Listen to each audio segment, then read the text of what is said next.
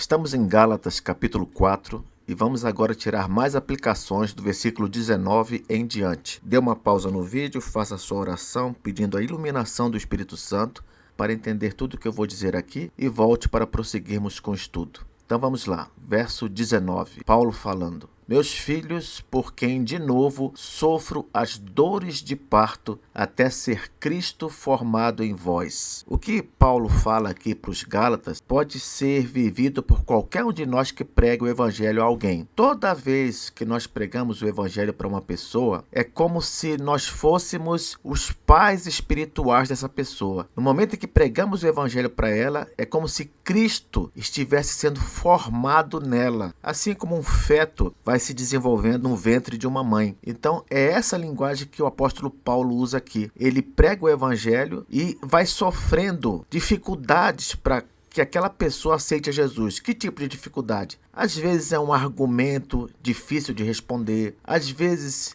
é alguém que está atrapalhando aquela mensagem. Você prega para a pessoa, mas ela chega em casa, os pais falam outra coisa, os irmãos, os amigos, os colegas. Às vezes você também sofre perseguição de alguém que tenta te impedir de pregar o evangelho. Isso é muito comum naqueles países onde há perseguição aos cristãos. Então, todo tipo de dificuldade que a gente enfrenta ao pregar o evangelho para alguém pode ser considerada como uma dor de parto, entende? Nessa linguagem figurada do apóstolo, dor de parto é exatamente isso. Qualquer problema, qualquer entrave, qualquer barreira que tenta impedir de Cristo se formar na vida daquela pessoa, de Cristo realmente tomar aquela vida para si. E é isso que o apóstolo Paulo diz em relação aos Gálatas. Continuando no verso 20, ele fala: Pudera eu estar presente agora convosco e falar-vos em outro tom de voz, porque me vejo perplexo a vosso respeito. A evangelização, ela já tem as suas dificuldades, como eu acabei de falar. Imagine então uma evangelização ou uma orientação bíblica que tem que se dar por meio de epístola, por meio de carta. Seria o mesmo que você tentar evangelizar alguém escrevendo somente e-mails para essa pessoa. Ia ser muito difícil convencê-la. Por quê? Porque quando você não está diante da pessoa, cara a cara, frente a frente, você não sabe como é que está sendo a reação dela, você não consegue apertar como você deveria, questionar como você deveria. Enfim, quando nós estamos diante da pessoa, pessoalmente falando com ela, nós podemos mudar o nosso tom de voz, podemos maneirar em determinada fala, ou então ser mais rígidos quando tratamos de certo assunto. O que Paulo fala aqui é o seguinte: se eu estivesse presente, eu mudaria o tom de voz, falaria de outra forma com vocês, ou falaria de forma mais dura ou de forma mais suave, depende. O problema é que eu não posso fazer isso. Por quê? Porque eu estou escrevendo uma epístola. Essa é uma das limitações da escrita, né? A fala oral, não. Ela não tem limitações. Você pode falar e ir adaptando a sua fala de acordo com as reações do seu ouvinte. Por isso que sempre dê preferência a evangelizar pessoalmente. Falar com a pessoa, estar diante dela, para poder entender o que ela está passando, o que ela está questionando, o que ela quer saber. É sempre melhor a evangelização pessoal. Versículo 21. Dizei-me vós, os que quereis estar sob a lei, acaso não ouvis a lei? Aqui, como eu falei no estudo, Paulo usa a lei de duas maneiras. Primeiro, lei como um conjunto de normas e de regras. Quando ele fala, dizei-me vós os que quereis estar sob a lei, ele está usando a lei nesse sentido, um conjunto de normas. Os Gálatas queriam estar sob a lei no sentido de ter de observá-la para ganhar salvação. Então ele pergunta, vocês que querem isso, por acaso vocês não ouvem a lei? E agora essa lei que ele fala no segundo momento aqui, é a lei sinônimo do Pentateuco, os 5 livros de Moisés, porque eles também são conhecidos como livros da lei. Então Paulo, resumindo, pergunta o seguinte: vocês que querem observar a lei para se justificar, vocês nunca leram o que está escrito na lei, nos livros da lei? Lá nós encontramos a história de 2 mulheres, e é essa história que Paulo passa a enfatizar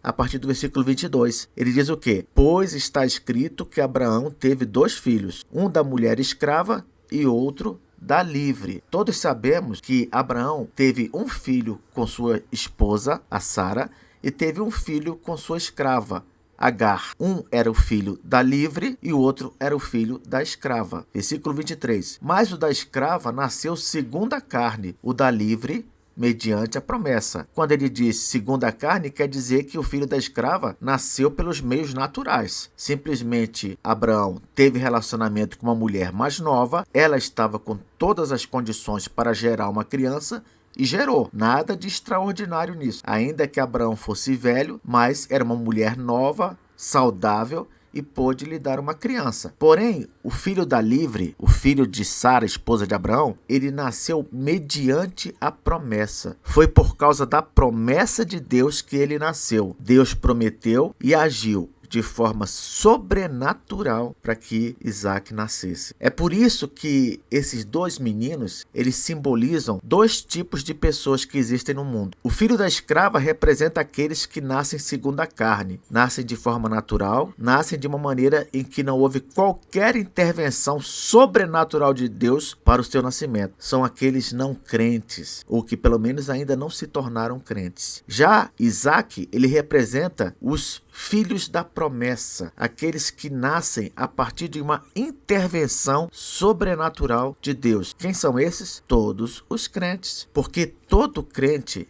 ele nasce de forma sobrenatural. Quando Jesus conversou com Nicodemos, lá em João capítulo 3, ele diz que importa que nasçamos do alto. O que quer dizer isso? Que nasçamos a partir de uma intervenção de Deus. O Espírito Santo vem na nossa vida e nos regenera e nos transforma numa nova criatura. É assim que nós nascemos espiritualmente falando. Então, é por isso que nós somos representados por Isaac, aquele que nasceu mediante uma promessa de Deus. Versículo 24, o apóstolo começa a explicar melhor isso. Estas coisas são alegóricas, porque estas mulheres são duas alianças. Uma, na verdade, se refere ao Monte Sinai, que gera para a escravidão. Esta é Agar. Calma aqui para a gente entender direitinho o que o apóstolo está falando. Ele quer dizer que essas duas mulheres são alegóricas no sentido de que elas têm um valor simbólico. Elas representam alguma coisa. Aí ele explica. Elas são duas alianças. Quais alianças? Uma, a escrava, representa a aliança que Deus fez com o povo lá no Monte Sinai, quando ele deu a lei. Por que que essa aliança é uma aliança que tem a ver com escravidão? Por quê? Porque a lei, a única coisa que ela faz por nós é requerer obediência. A lei não foi dada para dar vida. Não, ela foi dada para exigir. E ela exige obediência. E pior, obediência perfeita. Por isso que ela é uma lei que acaba gerando o quê? Escravidão. Esta é Agar. É isso que Agar, a escrava, simboliza. No versículo 25. Ora, Agar é o Monte Sinai, na Arábia, e corresponde a Jerusalém atual, que está em escravidão com seus filhos. Olha o salto que o apóstolo Paulo dá agora. Ele fala que aquela aliança lá no Sinai, a aliança que Agar representa, ela tem um correspondente. Qual é o correspondente? A Jerusalém atual. Isto é, a Jerusalém dos dias de Paulo. Quando ele fala Jerusalém, ele está pensando nos habitantes de Jerusalém. Ele está pensando nos judeus. Por quê? Porque os judeus dos dias de Paulo, infelizmente, na sua grande maioria, ficava dependendo da lei para obter justificação. Eles insistiam nessa loucura de se justificar por meio da observância da lei, algo impossível. E é por isso que Paulo faz essa comparação. Agar é o Monte Sinai na Arábia e corresponde a Jerusalém atual, corresponde aos judeus da atualidade, os meus contemporâneos. Porém, olha que interessante, versículo 26. Mas a Jerusalém lá de cima é livre, a qual é nossa mãe. O judeu que morre crendo em Jesus e não observando a lei como meio de justificação, esse faz parte da Jerusalém celestial, da Jerusalém lá de cima. Então, quando ele morre, ele vai para lá, para essa Jerusalém. E é dessa Jerusalém que nós fazemos parte. É dessa Jerusalém que nós somos filhos. É isso que o apóstolo está dizendo aqui. Versículo 27, porque está escrito: alegra-te, ó estéril, que não dás à luz. Exulta e clama, tu que não estás de parto, porque são mais numerosos os filhos da abandonada que os da que tem marido. Aqui de novo uma referência a Sara, mulher de Abraão, porque quem conhece a história da Bíblia sabe que Sara, ela era estéril, mas Deus agiu, como eu falei, de forma sobrenatural e ela teve Isaac. Então aqui ele está dizendo: alegra-te, ó estéril, que não dás à luz. Por quê? porque são mais numerosos os filhos da abandonada que os da que tem marido. Não importa se Sara era estéril, o que importa é que Deus agiu naquela mulher e ela gerou Isaque. E assim também, Deus age na vida do eleito, trazendo-o para si, fazendo-o nascer espiritualmente. Versículo 28. Vós, porém, irmãos, sois filhos da promessa, como Isaque. Aqui temos a identificação explícita, não é, de nós que somos crentes com Isaque. Todos nós somos filhos da promessa. Lembra que Deus falou para Abraão que ele ia ser pai de muitos povos, muitas nações e que seria uma bênção para as nações? Pois é. Essa promessa aí se cumpre no povo de Deus, no povo crente. Abraão é nosso pai, porque a Bíblia diz que ele é o pai da fé. E todo aquele que segue na mesma fé de Abraão é filho dele. Quem são esses? Todos nós que cremos em Jesus, todos nós somos filhos espirituais de Abraão. Versículo 29. Como, porém, outrora o que nascera segundo a carne perseguia ao que nasceu segundo o Espírito, assim também agora. Lembra que lá em Gênesis, quando Isaque ainda era novinho, Ismael já caçoava dele. Era aquele que nasceu da carne caçoando do que nasceu do Espírito. E assim também vai acontecer nos nossos dias, vai acontecer na vida de todo crente. Vamos ter sempre não crentes nos perseguindo, indo contra nós, tentando nos impedir de progredir, de avançar, de vencer. Por quê?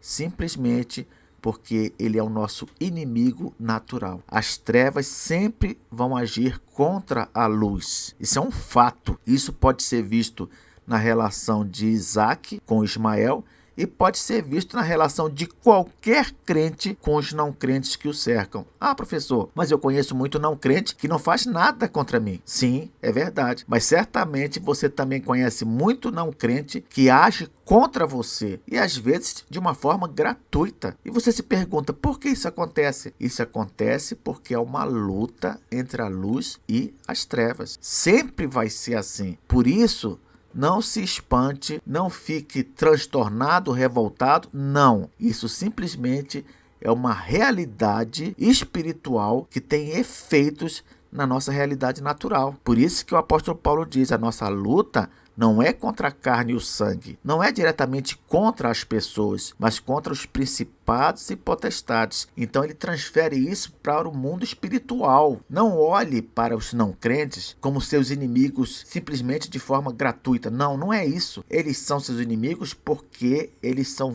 filhos das trevas. E o que você tem que fazer então? Tem que orar por eles, tem que evangelizá-los. Se depender de vós, o que diz a Bíblia? Tende paz com todos. Então é uma luta do bem contra o mal, mas nós vamos vencer essa luta, mas pelo bem, não fazendo uso das mesmas atitudes, das mesmas estratégias que os não crentes usam. Não, temos de vencer o mal com o bem. No versículo 29 diz, como porém outrora o que nascera segundo a carne perseguia ao que nasceu segundo o Espírito, assim também agora. Temos de aceitar isso. Versículo 30.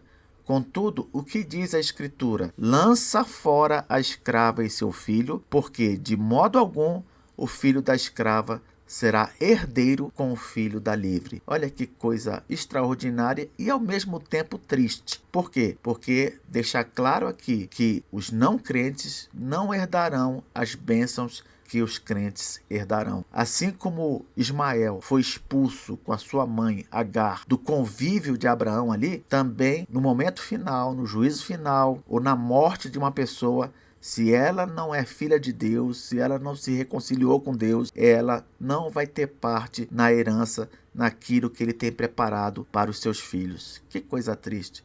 Nós, porém, nós que cremos em Cristo, nós vamos receber a herança. Versículo 31, e assim, irmãos, somos filhos não da escrava, e sim da livre. É claro, simbolicamente falando, não é? Nós somos filhos daquela que gerou de forma sobrenatural. Nós somos filhos da ação sobrenatural de Deus.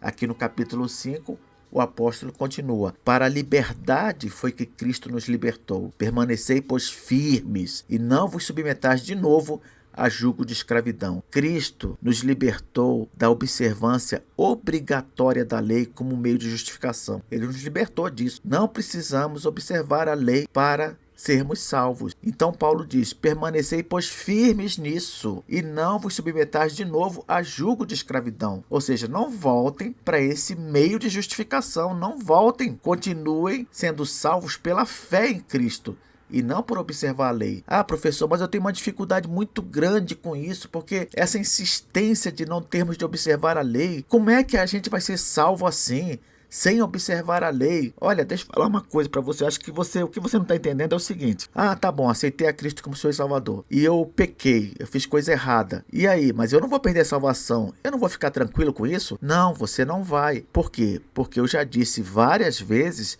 que de Deus não se zomba, que Cristo, ele disciplina os seus. Então, se nós, depois de termos aceitado a Cristo como Salvador, se nós começarmos a pecar, nós seremos punidos por isso. Deus vai nos castigar, mas perder a salvação? Impossível. Isso não vai acontecer. Se eu estivesse pregando aqui uma libertinagem, eu não diria que há castigo para a desobediência. Eu não diria isso. Mas eu tenho de dizer. Por quê? Porque Deus disciplina. Deus disciplina. Se você der uma olhada em Hebreus capítulo 12, você vai ver lá que Deus disciplina todos quantos ele ama. Então esqueça esse assunto de eu vou ser salvo só pela fé. Sim, vai ser salvo só pela fé. Mas se você pecar, você vai ser punido. Vai ser punido. Versículo 2. Eu, Paulo, vos digo que, se vos deixar de circuncidar, Cristo de nada vos aproveitará. Veja só, se os Gálatas resolvessem aceitar circuncisão na vida deles, para Paulo isso seria o mesmo que abrir mão da justificação pela fé em Cristo. Porque com essa atitude, eles estavam dizendo o seguinte: eu preciso fazer alguma coisa para ser salvo. E Paulo não admitia esse tipo de atitude. Tanto é que ele enfatiza, versículo 3, de novo: testifico a todo homem que se deixa circuncidar, que está obrigado a guardar toda a lei. Paulo começa a pegar pesado aqui. Se você quer ser salvo pela observância da lei, então tá bom. Agora é o seguinte, vai ter que observá-la toda. Não é só observar aquilo que tá fácil de observar, não. É observar tudo. O que é difícil e o que é fácil. Tudo. Sem exceção. Versículo 4, a palavra mais dura que ele dá nesse trecho. De Cristo vos desligastes, vós que procurais justificar-vos na lei, da graça decaístes. Que coisa, hein? Chegar a ouvir algo assim: de Cristo vos desligastes. Versículo 5, porque nós, pelo Espírito, aguardamos a esperança da justiça que provém da fé. O que o crente espera para o futuro é que tudo se resolva para aqueles que creem em Jesus. É isso. Agora, aqueles que procuram se justificar na lei, qual o futuro desses? Não será outro, senão condenação. Com certeza. Versículo 6, o apóstolo diz: porque em Cristo Jesus, nem a circuncisão, nem a incircuncisão tem valor algum, mas a fé que atua pelo amor. Então, nós vamos encerrar aqui com a seguinte observação. Veja só, Paulo diz: em Cristo não importa, na verdade, se você é circuncidado ou não é circuncidado. O que tem valor é aquela fé em Cristo que atua pelo amor. O que significa isso? A verdadeira fé em Cristo, ela atua, ela age, ela se manifesta pelo amor a Deus e ao próximo. É por isso que eu falo o tempo todo que crer em Jesus é suficiente para a salvação, sim. Por quê?